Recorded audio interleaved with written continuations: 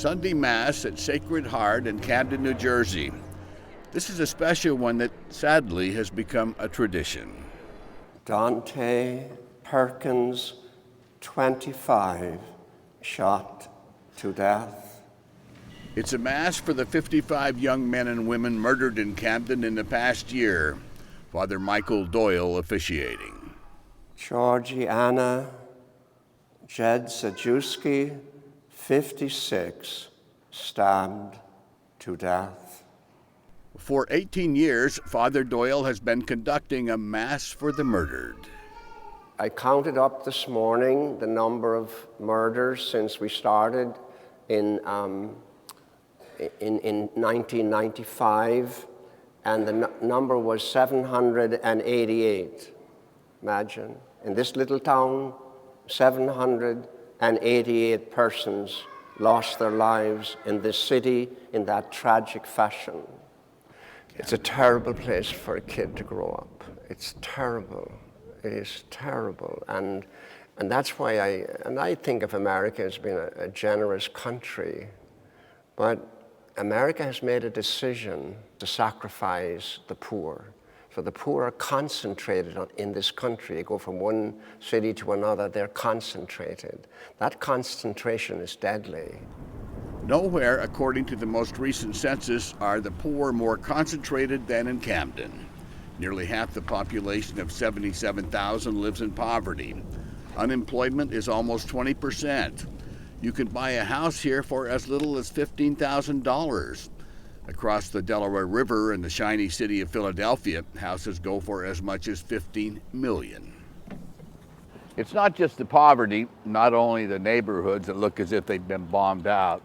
It's the crime. In 2012, there were 266 shootings, 67 homicides, which makes Camden, per capita, according to the FBI, the most dangerous city in the U.S. 17-year-old Julian Jaquez knows how scary it is here. Recently, I just started being allowed to go outside. I went here to Sacred Heart, and I had friends who lived across the street, and I still wasn't allowed out. I had friends who lived 2 houses down from me, still wasn't allowed out. 90% of that is coming out of drug wars and the prevalence of guns and the anger within young people. It's slaughter. So when you look at that, Camden is worse than when I came here 39 years ago. Father Doyle came here not long after race riots dealt Camden a serious blow. The Vietnam War and protests against it were in full swing.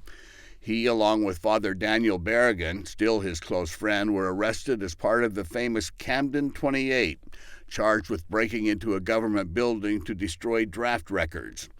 It was a world away from his home in Ireland, where he goes to rejuvenate. I have the best place in the world, the farm on which I was born and raised, and my family for 4 generations. I'm so at home and nurtured, and I get back in the womb. It's an amazing kind of thing. And then he returns to Camden, which he refers to as a people-fill, a landfill for poor people. But he sees beauty here.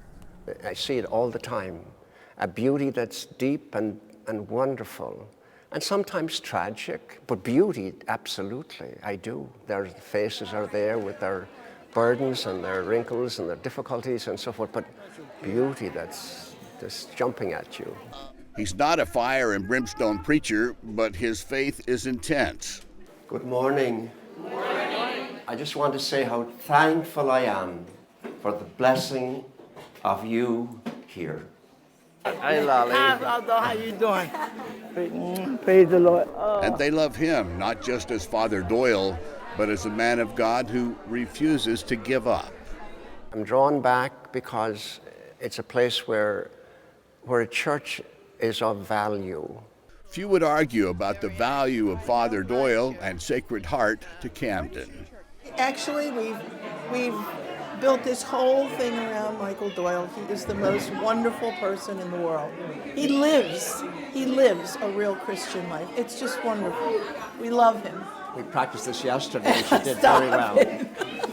This is a weekly Saturday morning food sharing and prayer service. They give away food freely here, but mostly to women. Because the women are the feeders of the children, And we have found that sometimes the men come and then we find them selling the food on the street. Come, Holy Spirit, and inspire us with energy and willingness to rebuild Kansas City to your honor and glory. Amen.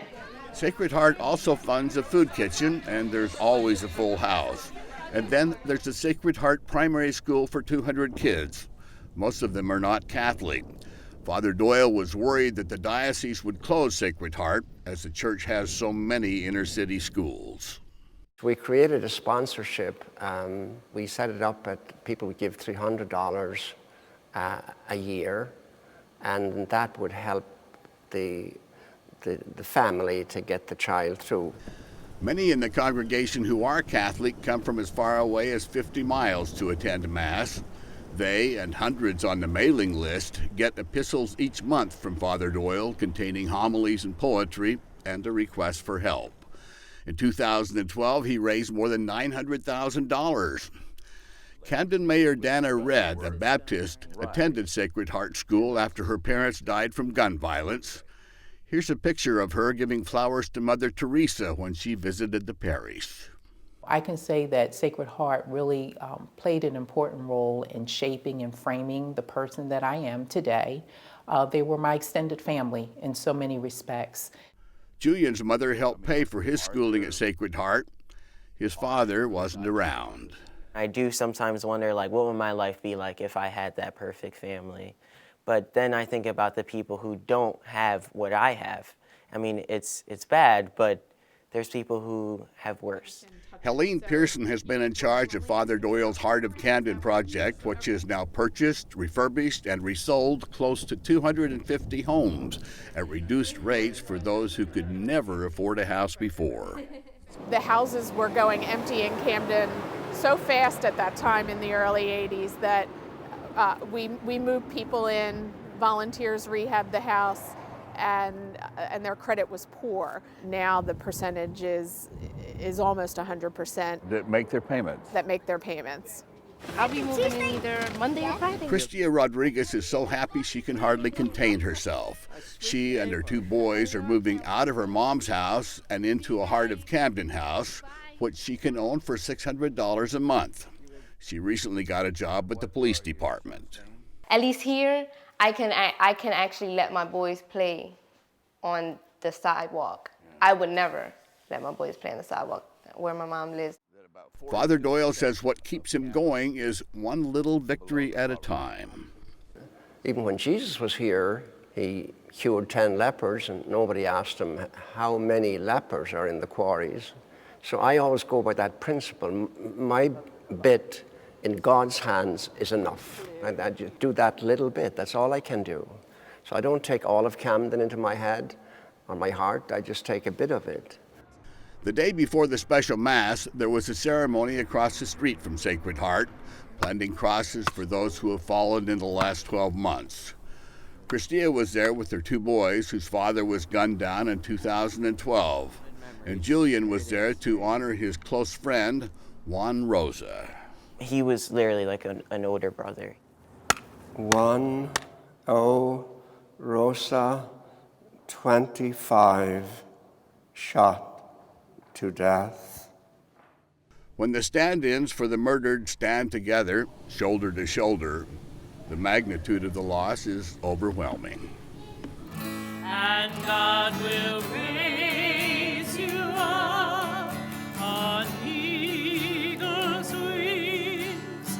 I guess if Camden can turn it around, any place can turn it around. That's very, very true. If we had Frank Sinatra to come here and sing for us, if you can do it there, You can do it anywhere. that's right. You can do it anywhere. We're working against the odds, but I think God is on our side. For Religion and Ethics NewsWeekly, I'm Lucky Severson in Camden, New Jersey.